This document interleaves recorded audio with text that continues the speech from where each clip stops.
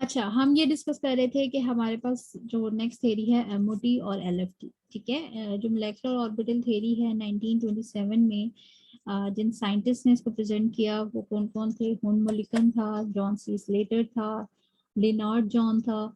ये तीन साइंटिस्ट थे जिन्होंने 1927 में एमओटी को प्रेजेंट किया। अब एमओटी की जरूरत क्यों हमें महसूस हुई या एमओटी को किस बेसिस पे प्रेजेंट किया गया?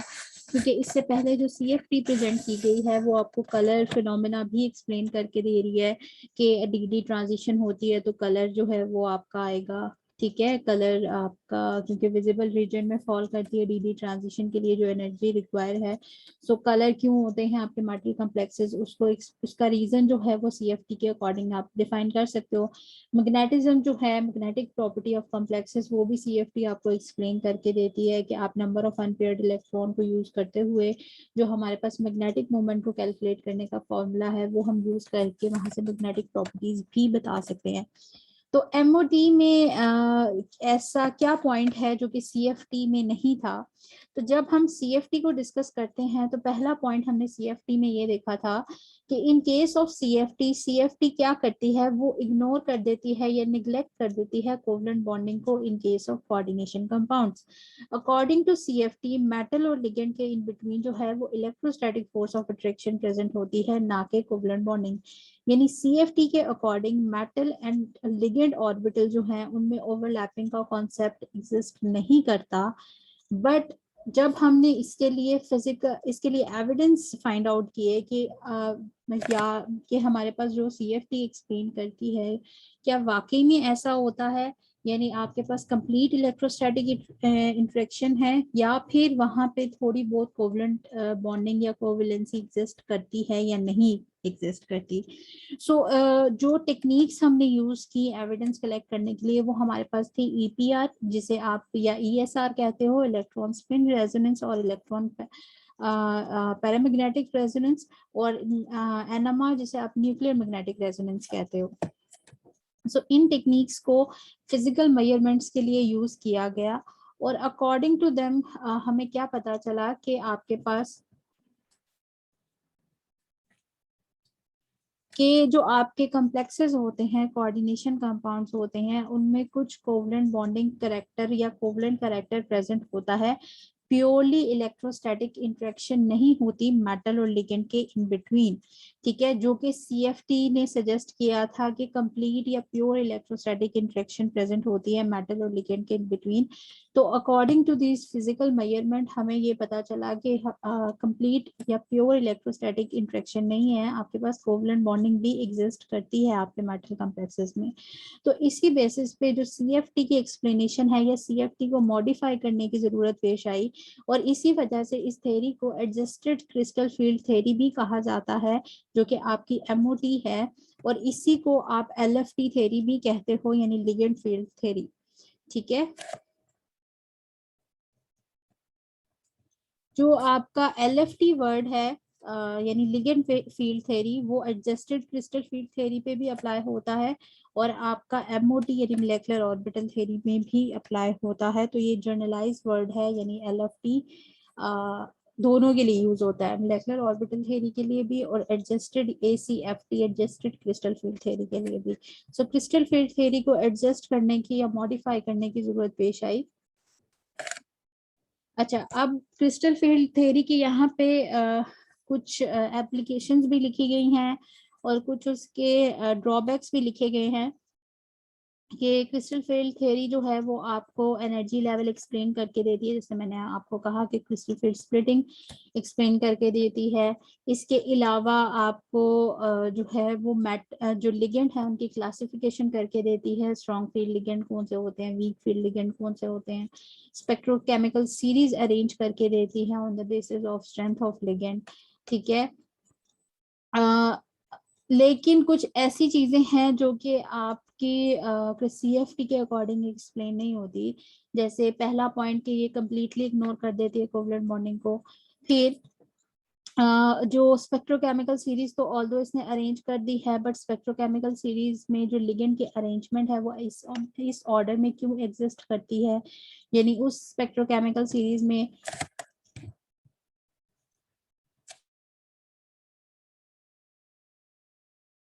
उस स्पेक्ट्रोकेमिकल सीरीज में अगर आप देखो तो आपको नजर आएगा कि जो बहुत से एनायनिक लिगेंड हैं वो वीक फील्ड लिगेंड है, और बहुत से न्यूट्रल लिगेंड जो हैं वो आपके स्ट्रॉन्ग फील्ड लिगेंड है। सिमिलरली उस स्पेक्ट्रोकेमिकल सीरीज में अगर हम देखें तो हमें बहुत से बल्कियर लिगेंड्स जो हैं वो स्ट्रॉन्ग फील्ड नजर आ रहे हैं। तो क्या रीजन है कि आपकी जो स्पेक्ट्रोकेमिकल सीरीज में जो अरेंजमेंट है लिगेंड की वो इस मैनर में करवाई गई है, उसका एक्सप्लेनेशन, उसकी एक्सप्लेनेशन आपको सीएफटी नहीं देती।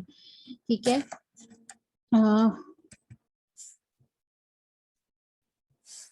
फिर उसके बाद और मजीद जो लिमिटेशन है उसमें ये है कि जो आपकी सीएफटी है वो कम्प्लेक्सेस जो हैं उनके कलर को एक्सप्लेन करती है, लेकिन कुछ ऐसे कंपाउंड्स हैं जैसे आपके पास KMnO4 हो तो उसका जो कलर है उसको एक्सप्लेन नहीं करती, क्योंकि इस केस में जो मैंगनीज होता है उसमें कोई डी इलेक्ट्रॉन प्रेजेंट नहीं होता। सो इस केस में आपके ये जो कंपाउंड है ये क्यों कलर है इसकी एक्सप्लेनेशन आप सीएफटी के अकॉर्डिंग नहीं फाइंड आउट कर सकते। सो कलर ऑफ सम कंपाउंड जो है वो अनएक्सप्लेन रह जाता है। दूसरा, जैसे अभी मैंने आपसे कहा कि स्पेक्ट्रोकेमिकल सीरीज में बहुत से एनायनिक लिगेंड्स जो है वो वीक फील्ड लिगेंड है, उसका उसका रीजन आपको सीएफटी नहीं देती। सिमिलरली जिस तरह अभी मैंने बात की है कि न्यूट्रल लिगेंड्स जो हैं, कुछ न्यूट्रल लिगेंड्स बहुत वीक होते हैं, कुछ न्यूट्रल लिगेंड्स जो हैं वो बहुत स्ट्रांग होते हैं, तो इसका रीजन भी आपको सीएफटी नहीं देती।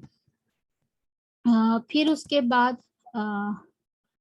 अगर हम देखें तो जो आपकी सीएफटी है वो मेटल और लिगेंड के in between electrostatic force of interaction को स्टडी करती है या उससे डील करती है कि कंप्लीट प्योरली इलेक्ट्रोस्टैटिक इंट्रैक्शन है।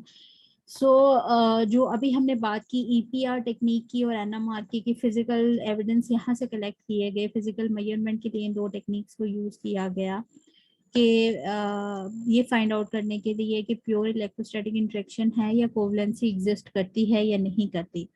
तो यहाँ पे क्लास एक पॉइंट लिखा हुआ है कि अगर तो कोवलेंसी एग्जिस्ट करे, ठीक है, अगर कोवलेंसी का मतलब है कि अगर मेटल लिगेंड ऑर्बिटल का ओवरलैप हो रहा है, जो कि सीएफटी परमिट नहीं करती, सीएफटी अलाउ नहीं करती ओवरलैपिंग को, बट अगर ऐसा हो रहा है तो आपके पास जो है वो ईपीआर में जो सिग्नल आना चाहिए या जो आपकी एनएमआर में सिग्नल आना चाहिए तो वो हाइपर फाइन स्ट्रक्चर आना चाहिए सिग्नल का, जो कि जब परफॉर्म किया गया तो ईपीआर ने आपको हाइपर फाइन ही स्ट्रक्चर प्रोवाइड किया, जो कि ये इंडिकेट कर रहा है कि आपकी सीएफटी के अकॉर्डिंग जो metal ligand orbital overlap restricted है वो नहीं है।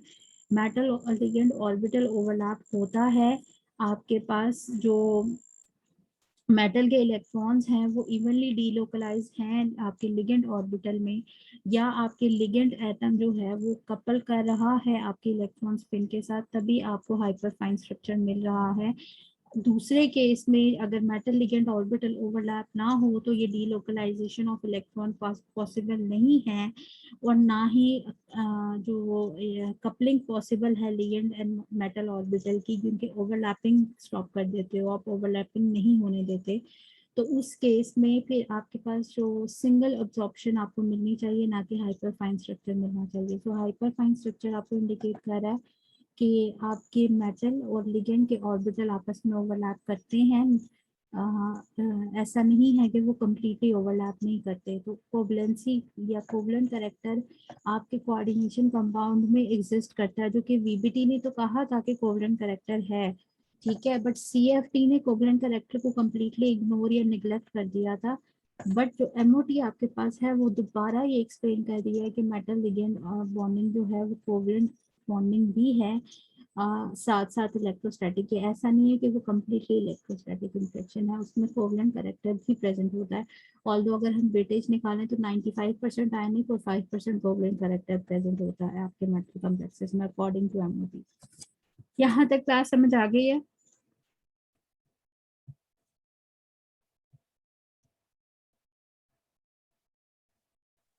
मैम एक पॉइंट था ऊपर KMnO4 वाला, हम्म, वो वाला बता दें। वो ये था कि बहुत से मेटल कॉम्प्लेक्सेस, ऐसे मेटल कॉम्प्लेक्सेस जिनके पास आपके पास इलेक्ट्रॉन्स अवेलेबल हैं, अनपेयर्ड इलेक्ट्रॉन्स अवेलेबल हैं, तो वहाँ डी ट्रांजिशन पॉसिबल है, और वहाँ पे जो कलर ऑफ कॉम्प्लेक्स है वो एक्सप्लेन कर देती है आपको CFT, ठीक है। But in case of KMnO4 आपका जो मैग्नीज है सेंट्रल मेटल कैटाइन, उसमें जो नंबर ऑफ इलेक्ट्रॉन है, डी में कोई इलेक्ट्रॉन प्रेजेंट नहीं है। सो अगर डी ट्रांजिशन वहाँ पे पॉसिबल नहीं है तो इस कंपाउंड का कलर क्यों आ रहा है आपके पास? सो बहुत से कंपाउंड जो हैं उनके कलर को एक्सप्लेन नहीं करते, ठीक है। मैम डी में होते तो हैं इलेक्ट्रॉन। +7 की फॉर्म में है ना। अच्छा +70। इसमें KMnO4 में मैग्नीज जो है वो +7 ऑक्सीडेशन स्टेट की फॉर्म में, तो फिर जितने डी इलेक्ट्रॉन होंगे वो रिमूव हो जाएंगे, जी मैम। ठीक है। सो मेटल के अकॉर्डिंग अगर हम देखें, मैग्नीज के अकॉर्डिंग, तो उसके पास तो कोई डी इलेक्ट्रॉन रहा ही नहीं, तो आप डी ट्रांजिशन कहाँ पे करवा रहे हो? डी ट्रांजिशन तो पॉसिबल ही नहीं हुई यहाँ पे, क्योंकि CFT सिर्फ मेटल के ऑर्बिटल को देखती है, मेटल के डी ऑर्बिटल को देखती है, उन्हीं में नंबर ऑफ इलेक्ट्रॉन्स को देखा जाता है, उन्हीं इलेक्ट्रॉन्स की डी ट्रांजिशन के अकॉर्डिंग कलर को एक्सप्लेन किया जाता है। सो यहाँ मेटल आपकी मैग्नीज है सेंट्रल मेटल कैटायन, और सेंट्रल मेटल कैटायन में डी ऑर्बिटल तो अवेलेबल है, बट डी ऑर्बिटल में कोई इलेक्ट्रॉन अवेलेबल नहीं है। सो इलेक्ट्रॉन्स अगर अवेलेबल हैं और साथ ही CFT के अकॉर्डिंग जो लिगेंड है उनके साथ ओवरलैपिंग कम्प्लीटली इग्नोर है, यहाँ पे मेटल के ही इलेक्ट्रॉन रिस्पॉन्सिबल हैं कलर फिनोमिना के लिए। सो मेटल तो यहाँ पे वेकेंट है, मेटल के डी ऑर्बिटल में तो कोई इलेक्ट्रॉन नहीं है। सो उसके अकॉर्डिंग तो फिर इसको कलरलेस होना चाहिए। जी मैम। अच्छा, फिर क्लास इस अभी हमने जो बात की कि हाइपरफाइन स्ट्रक्चर जैसे ही आपको मिलता है, तो वो हाइपरफाइन स्ट्रक्चर आपको ये इंडिकेट करता है कि जो मेटल और लिगेंड के ऑर्बिटल हैं वो ओवरलैप करते हैं, ठीक है। वो मेटल और लिगेंड के ऑर्बिटल ओवरलैप करते हैं, मेटल के इलेक्ट्रॉन लोकलाइज नहीं है, ना कि और इसी तरीके से जो लिगेंड के इलेक्ट्रॉन है वो भी लोकलाइज नहीं है अपने ऑर्बिटल में, बल्कि ये आपस में ओवरलैप करते हैं, डीलोकलाइज होते हैं। इसी वजह से आपको हाइपरफाइन स्ट्रक्चर मिलता है इन EPR और ESR। अच्छा, अब आ जाते हैं प्रिंसिपल पे। तो अभी हमने बात की है कि जो MOT थ्योरी है आपके पास, इस MOT थ्योरी को आप एडजस्टेड क्रिस्टल फील्ड थ्योरी का भी नाम देते हो, या इसे LFT भी कहते हो।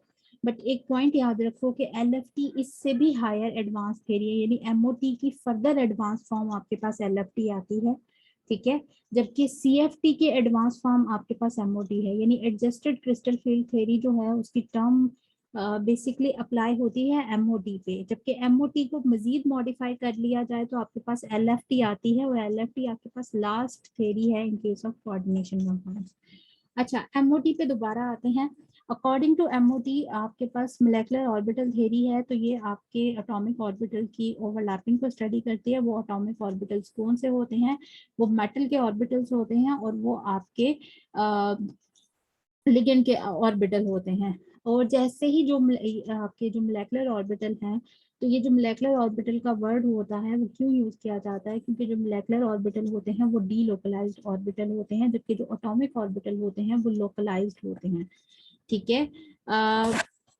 और जो आपके मोलेकुलर ऑर्बिटल हैं वो ओवरलैपिंग के थ्रू बनते हैं एटॉमिक ऑर्बिटल के, दो एटॉमिक ऑर्बिटल्स को कंबाइन करके हमारे पास सिंपल मोलेकुलर ऑर्बिटल की फॉर्मेशन होती है। इन ये जो मोलेकुलर ऑर्बिटल हैं बनने वाले की डीलोकलाइज नेचर होते हैं, जबकि जो एटॉमिक ऑर्बिटल जिनसे ये बने हैं वो लोकलाइज होते हैं। लोकलाइज का मतलब है फिक्स्ड, फिक्स्ड होते हैं, यानी एटॉमिक ऑर्बिटल जो है वो ये किसी सेंट्रल मेटल कैटाइन का है, ये उस सेंट्रल मेटल कैटाइन का है, ये प्योर करेक्टर रखता है। बट जब ये आपस में मिक्स हो जाएंगे तो इन दोनों के करेक्टर मिक्स होने के बाद दोनों की जो प्रॉपर्टी है वो मोलेकुलर ऑर्बिटल में आ जाएंगी, दोनों के करेक्टर इस मोलेकुलर ऑर्बिटल में आ जाएंगे, इसी वजह से इनको डीलोकलाइज ऑर्बिटल्स कहा जाता है। अच्छा, उसके बाद अभी हमने देख लिया एक्सपेरिमेंटल एविडेंस EPR ESR के थ्रू फाइंड आउट किए गए थे कि अगर मेटल एटम और आयन जो है उसके पास कोई अनपेयर्ड इलेक्ट्रॉन प्रेजेंट है, और अगर वो लोकलाइज है मेटल के टाइम पे, क्योंकि CFT कहती है कि मेटल के इलेक्ट्रॉन मेटल के पास रहते हैं, ठीक है, वो लिगेंड के साथ उनका कोई सिवाय रिपल्शन के कोई ट्रांसफर नहीं है आपके पास, या कोई कंप्लीट ओवरलैपिंग की बात नहीं वो करती। तो अगर वहां पे ओवरलैपिंग को इग्नोर कर दिया जाए तो मेटल के पास अगर कोई अनपेयर्ड इलेक्ट्रॉन है तो वो उसका लोकलाइज्ड है यानी फिक्स्ड है उस मेटल पे, और उसे सिंगल एब्जॉर्प्शन स्पेक्ट्रा देना चाहिए। लेकिन जब किया गया तो आपके पास हाइपर फाइन स्ट्रक्चर आया, जो कि ये इंडिकेट कर रहा है कि मेटल का जो अनपेयर्ड इलेक्ट्रॉन है वो लोकलाइज नहीं है मेटल में, बल्कि वो लिगेंड के साथ भी ओवरलैप कर रहा है, या लिगेंड का करेक्टर भी उस पर इफेक्ट कर रहा है।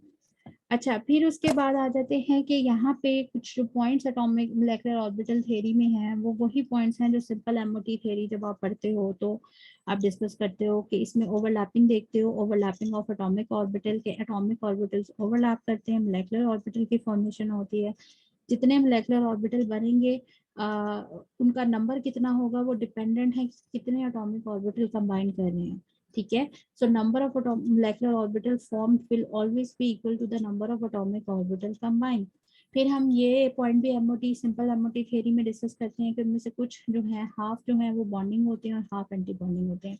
याद रखो क्लास एमओटी जस्ट एक्सप्लेन करिए कोवलेंट कैरेक्टर को। कोवलेंट कैरेक्टर जो कि सीएफटी ने निग्लेक्ट कर दिया था, और वो कोवलेंट कैरेक्टर एक्सप्लेन करिए on the basis of overlap of atomic orbitals. और ओवरलैप ऑफ एटॉमिक ऑर्बिटल्स जब भी होता है तो मोलेकुलर ऑर्बिटल बनते हैं। जब वो मोलेकुलर ऑर्बिटल आपके पास बनेंगे वो कितने होंगे जितने एटॉमिक ऑर्बिटल कंबाइन कर रहे हैं, उसमें से कुछ आपके पास यानी हाफ आपके पास बॉन्डिंग होंगे और हाफ ही आपके पास एंटी बॉन्डिंग होंगे।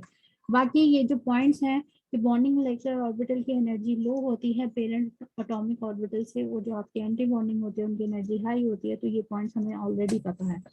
अच्छा, उसके बाद आ जाते हैं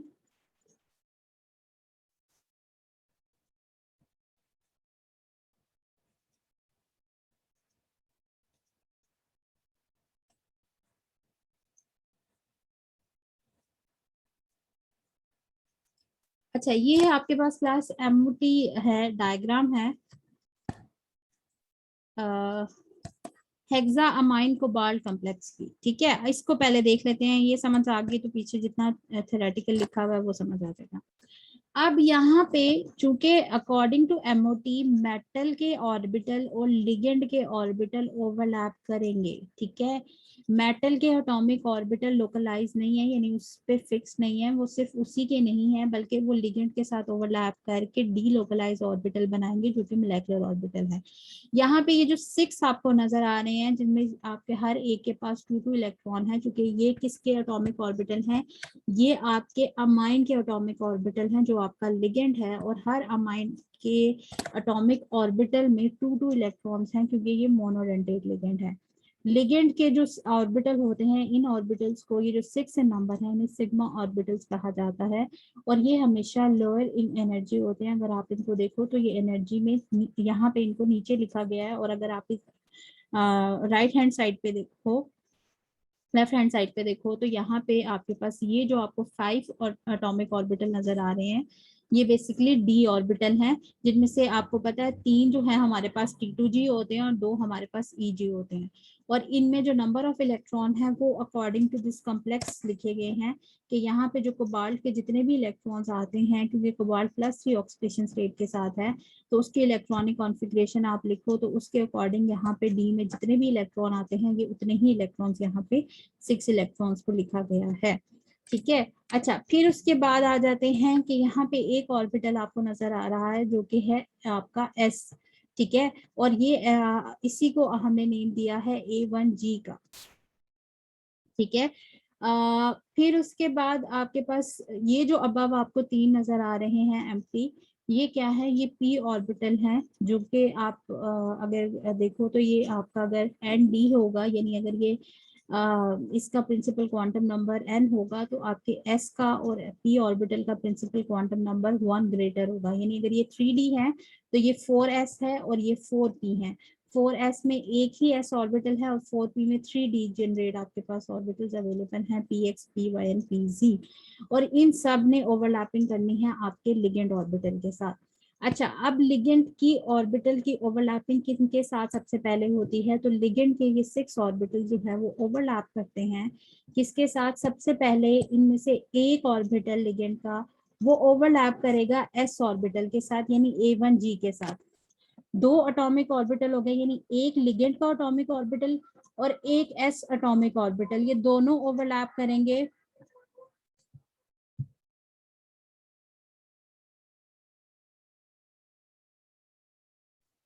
अच्छा, लिगेंड का एटॉमिक ऑर्बिटल और यहाँ पे जो s एटॉमिक ऑर्बिटल है, ये दोनों ओवरलैप करेंगे और दो मोलेकुलर ऑर्बिटल की फॉर्मेशन होगी। वो कौन से होंगे? एक ये जो A1G ही बन रहा है आपके पास, ये जो सबसे पहले बना है, ये आपके पास लोअर एनर्जी है, ये पहला मोलेकुलर ऑर्बिटल है और ये बॉन्डिंग मोलेकुलर ऑर्बिटल है और इसी के कॉरेस्पॉन्डिंग एक एंटी बॉन्डिंग बनेगा जो कि होगा A1G स्टार। फिर क्या होगा क्लास आपके नेक्स्ट, यहाँ लिगेंड के बाकी रह जाएंगे आपके पास 5। उन 5 में से 3 जो आपके एटॉमिक ऑर्बिटल हैं लिगेंड के, वो 3 एटॉमिक ऑर्बिटल ऑफ जो आपका p है, p एटॉमिक ऑर्बिटल जो है उनके साथ कंबाइन करेंगे, तीनों डीजेनरेट p एटॉमिक ऑर्बिटल्स के साथ। तो 3 कंबाइन करेंगे 3 के साथ, तो टोटल 6 मोलेकुलर ऑर्बिटल बनेंगे जिनमें से 3 बॉन्डिंग होंगे और 3 एंटी बॉन्डिंग होंगे।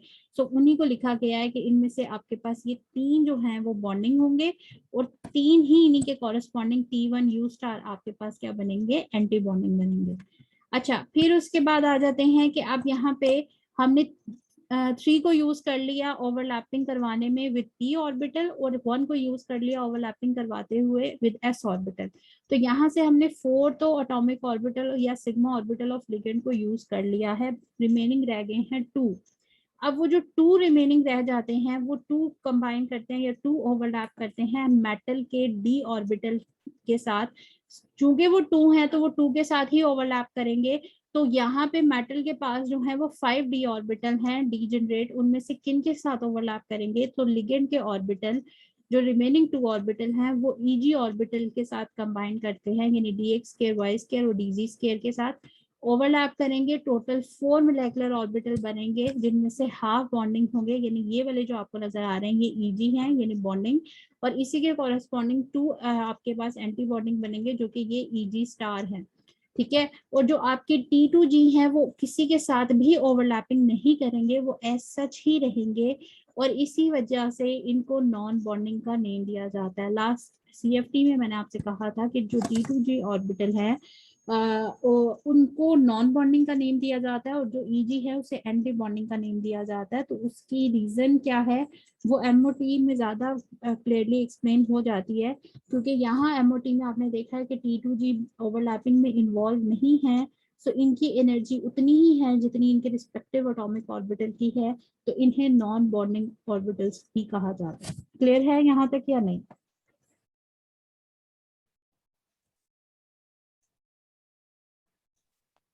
जी मैम क्लियर।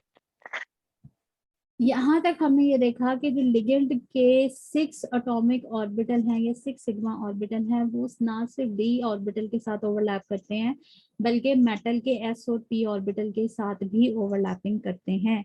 अच्छा, अब आ जाते हैं जब ओवरलैपिंग हो जाती है तो ओवरलैपिंग के बाद पहले हमारे पास एक A1G बना है, ठीक है, जो बॉन्डिंग मोलेकुलर ऑर्बिटल है। फिर हमारे पास यहाँ पे 3 जो हैं वो T1U बने हैं जो कि मोलेकुलर ऑर्बिटल है, ये भी बॉन्डिंग है, और यहाँ पे 2 Eg बने हैं जो कि मोलेकुलर ऑर्बिटल है और बॉन्डिंग मोलेकुलर ऑर्बिटल है। तो टोटल ये आपके पास है 6 मोलेकुलर ऑर्बिटल जो कि बॉन्डिंग है और 6 ही यहाँ पे ये अगर इनको काउंट करो तो ये 6 ही एंटी बॉन्डिंग है और 3 जो है हमारे पास वो नॉन बॉन्डिंग है।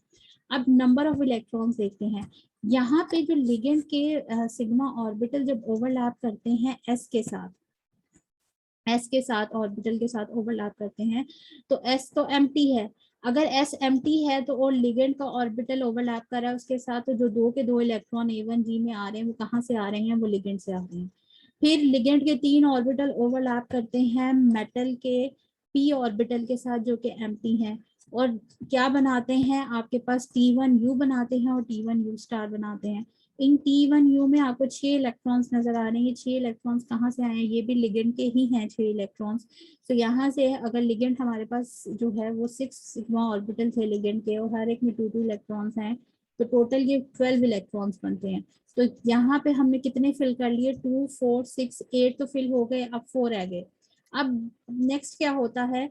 नेक्स्ट काम ये होता है कि यही मेटल जो लिगेंड सिग्मा ऑर्बिटल हैं 2 जो रिमेनिंग रह जाते हैं ये Eg के साथ ओवरलैप करते हैं और Eg के साथ जब ये ओवरलैप करेंगे तो क्या होता है कि अगर तो आपका लिगेंड जो है वो स्ट्रॉन्ग फील्ड लिगेंड है तो ये Eg ऑर्बिटल को एम्प्टी करके उनके साथ ओवरलैप करेगा। मतलब कि ये जो आपको Eg में एक एक इलेक्ट्रॉन नजर आ रहे हैं ये कहाँ ट्रांसफर हो जाएंगे, T2g में चले जाएंगे ताकि आपके Eg क्या हो जाए, एम्प्टी हो जाए। और फिर वो जो Eg एम्प्टी Eg ऑर्बिटल है एटॉमिक ऑर्बिटल वो ओवरलैप करेंगे आपके लिगेंड के two completely filled atomic orbital के साथ और 4 मोलेकुलर ऑर्बिटल बनेंगे जिनमें से 2 जो है वो बॉन्डिंग होंगे यानी Eg और 2 ही आपके पास क्या बनेंगे, एंटी बॉन्डिंग बनेंगे। तो अब इट मींस कि ये जो Eg में भी आपको इलेक्ट्रॉन्स नजर आ रहे हैं, यहाँ पे जो 4 इलेक्ट्रॉन्स नजर आ रहे हैं ये भी कहाँ से आए हैं, ये सिर्फ लिगेंड से ही आए हैं क्योंकि मेटल के जो इलेक्ट्रॉन्स थे 6 वो अब कहाँ पे चले गए हैं, वो सारे के सारे T2g में चले गए हैं जो कि आपको नजर आ रहे हैं कि T2g में आपको 6 इलेक्ट्रॉन नजर आ रहे हैं और यहाँ पे भी 6 इलेक्ट्रॉन्स ही थे। सो अगर लिगेंड स्ट्रॉन्ग फील्ड लिगेंड होगा तो वो इन इलेक्ट्रॉन्स की पेयरिंग कर देगा जिसकी वजह से सारे के सारे इलेक्ट्रॉन्स T2g में चले जाएंगे और Eg स्टार यानी आपका एंटी बॉन्डिंग मोलेकुलर ऑर्बिटल जो है वो एम्प्टी हो जाएगा। ठीक है, अब ये जो पेयरिंग है वो कब होगी या कब नहीं होगी, तो जो CFT की कुछ एक्सप्लेनेशन है वो एज सच MOT पे अप्लाई होती है। जैसे CFT ने कहा था अगर लिगेंड स्ट्रॉन्ग फील्ड लिगेंड है तो वो पेयरिंग कर देगा। पेयरिंग क्यों कर देगा, क्योंकि स्ट्रॉन्ग फील्ड लिगेंड जो है वो T2g जो D5 ऑर्बिटल है उन्हें 2 सेट्स में स्प्लिट करता है, एक T2g और एक Eg सेट में। और इन दोनों के दरमियान में जो स्प्लिटिंग होती है उसको डेल्टा नॉट से रिप्रेजेंट किया जाता है या 10 dq से। और इन case of strong field ligand ये डेल्टा नॉट बहुत हाई होती है, इसी वजह से जो इलेक्ट्रॉन्स हैं वो प्रेफर करते हैं कि वो पहले T2g में पेयर अप हो जाए फिर Eg स्टार में जाए। तो वो जो एक्सप्लेनेशन थी इलेक्ट्रॉन फिलिंग की वो CFT में भी एज सच एप्लीकेबल है। जो MOT है वो आपको जस्ट ये बता रही है कि लिगेंड के ऑर्बिटल जो है ऐसा नहीं है वो मेटल के ऑर्बिटल से ओवरलैप नहीं करते, वो मेटल के ऑर्बिटल से भी ओवरलैप करते हैं जो कि CFT ने कम्प्लीटली निगलेक्ट कर दिया था कि कोई ओवरलैपिंग एग्जिस्ट नहीं करती, just electrostatic force of attraction exist करती है, जैसे opposite charge and in between exist करती है। और उसी के बेसिस पे वो स्प्लिटिंग दिखा रहा था कि स्प्लिटिंग हो जाती है आपके पास, और उस स्प्लिटिंग के अकॉर्डिंग वो आपको लिगेंड की क्लासिफिकेशन करके दे रहा था। बट इस सब में कहीं पे भी कोवलेंट करेक्टर की या कोवेलेंसी की बात नहीं हुई थी। बट MOT में आपको जो नजर आ रहा है वो ये है कि MOT आपको कोवलेंसी या ओवरलैपिंग को काउंट करती है साथ साथ बाकी रिमेनिंग फैक्टर्स के। क्लियर हो गया?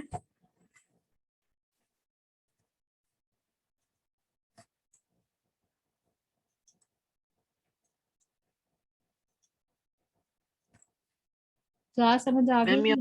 हम्म। यहाँ तो जो लिगेंड है वो S वाले के साथ भी कोवलेंट बॉन्ड बना रहा है, P वाले के साथ भी कोवलेंट हाँ बॉन्ड बना रहा है। हाँ। तो ये तो सारे मतलब वो बता रहा है कि कोवलेंट ही बॉन्डिंग हो रही है। क्या मतलब? तो हमने पढ़ा है ना कि 90% आयनिक इलेक्ट्रोस्टैटिक फोर्स होती है और 5% हाँ कोवलेंट बॉन्डिंग होती है। हाँ। अच्छा, देखो तो ना यहाँ तो मेरी बात सुनो। जो आपका ऑक्टाहेड्रल कॉम्प्लेक्स होता है उसमें कौन सी हिब्रिडाइजेशन होती है? उसकी मैम sp3 होती है। sp3 खाली? नहीं मतलब डीप इन्वॉल्व हो जाता है उसमें। D2sp3 होती है ना? जी जी। D2sp3 होती ऑक्टाहेड्रल है। में D2sp होती है। D2sp3 या sp3d2 टेट्राहेड्रल होती में। है? sp3d2 या D2sp3 यही होती है। तो यहाँ मुझे बताओ sp3d2 जी नहीं है, एक S, ठीक है, ये 3p और ये 2d। तो लिगेंड की जो इलेक्ट्रॉन डेंसिटी जी आती मैम। है वो तो नहीं ऑर्बिटल में आ रही है, जो उसके अकॉर्डिंग तो हिब्रिडाइजेशन वही बन रही है जो VBT ने दी है, D2sp3। ठीक है, यानी जी लिगेंड जो है वो एम्प्टी ऑर्बिटल से ओवरलैप करेगा, इलेक्ट्रॉन डेंसिटी देगा, ये तो VBT का भी पोस्टुलेट था कि जो आपके मेटल के एटॉमिक ऑर्बिटल हैं वेकेंट ऑर्बिटल वो आपके लिगेंड के कंप्लीटली फिल्ड ऑर्बिटल के साथ ओवरलैप करते हैं। और लिगेंड के फील्ड ऑर्बिटल जो है वो उनको इलेक्ट्रॉन डेंसिटी प्रोवाइड करते हैं।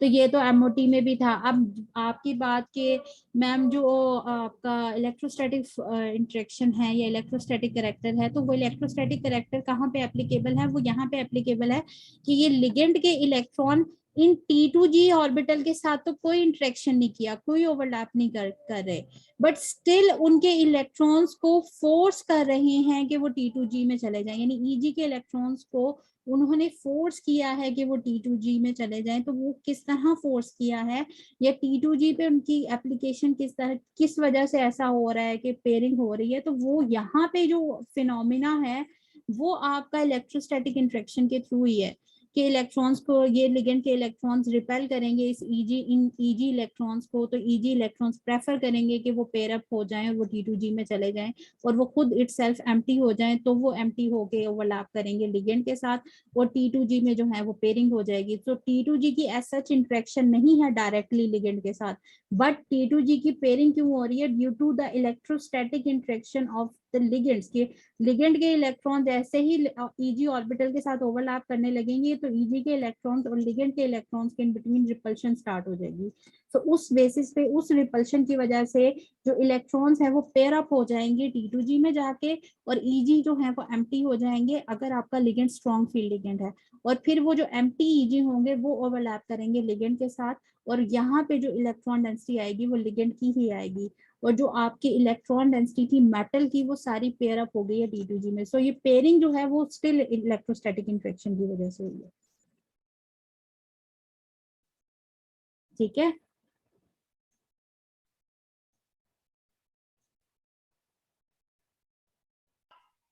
मैम पर ये जो लिगेंड्स हैं वो डायरेक्टली 5D ऑर्बिट के साथ नहीं इंटरेक्ट कर सकते, जरूरी है पहले उसने एस के साथ करना है, पी के साथ क्योंकि करना एस है? के, हाँ इसका रीजन, ठीक है गुड, इसका रीजन ये है कि सबसे पहले एस के साथ क्यों ओवरलैप कर रहे हैं लिगेंड के ऑर्बिटल, क्योंकि S orbital spherical in shape होता है और उसकी एक क्लास, एक स्लेटर रूल है, ठीक है, वो मैं यहाँ पे नहीं आपको पढ़ा रही, बट वो स्लेटर रूल है। उस स्लेटर रूल के अकॉर्डिंग अगर हम देखें तो जो एस ऑर्बिटल है उसकी ओवरलैपिंग एफिशिएंसी जो है या टेंडेंसी सबसे हाई होती है, ठीक है, एस ऑर्बिटल इसलिए सबसे पहले लिगेंड से ओवरलैप करेगा। फिर उसके बाद जाके आपके पी ऑर्बिटल क्यों ओवरलैप करते हैं, क्योंकि जो उसी स्लेटर रूल के अकॉर्डिंग जो पी ऑर्बिटल होते हैं क्योंकि वो एक्सिस पे लाई करते हैं तीनों के तीनों p x p y and p z पे, तो लिगेंड भी आपका एक्सिस से अप्रोच कर रहा होता है। सो इसी वजह से ये तीनों जो हैं ये भी बाद में आपके ओवरलैप करेंगे आपके लिगेंड के साथ, ठीक है, एस के बाद। तो एस की ओवरलैपिंग एफिशिएंसी सबसे हाई है, सो एस सबसे पहले ओवरलैप करेगा, फिर पी ओवरलैप करेंगे क्योंकि पी ऑर्बिटल जो है वो तीनों एक्सिस पे लाई करते हैं डीजेनरेट। फिर उसके बाद लास्ट में डी ऑर्बिटल ओवरलैप करेंगे, डी में से कौन से ओवरलैप करेंगे? जो कि एक्सिस पे लाई करते हैं, ठीक है, और बाकी जो T2 जो नॉन एक्सियल वन है वो नॉन बॉन्डिंग रहते हैं, उनकी ओवरलैपिंग नहीं होती। क्लियर हो गया? लेकिन टेट्राहेड्रल में मैम फिर T2G करेंगे पहले, क्या मतलब? ये 6 वाला है ना, 6 में तो पहले Eg कर देंगे और टेट्राहेड्रल में पहले T2G। MOT is applicable on the octahedral complexes. MOT properly जो है वो octahedral complexes को ज्यादा अच्छा एक्सप्लेन करती है। आपको बुक में भी जो डायग्राम मिलेंगी वो अकॉर्डिंग टू octahedral complexes हैं। ओके मैम, ठीक है, MOT octahedral सिस्टम पे ज्यादा एप्लीकेबल है, इसलिए अगर आपको MOT आप जिस भी बुक में देखोगे आपको MOT according to octahedral complexes जो है उसकी एक्सप्लेनेशन मिलेगी। अच्छा फिर उसकी मैम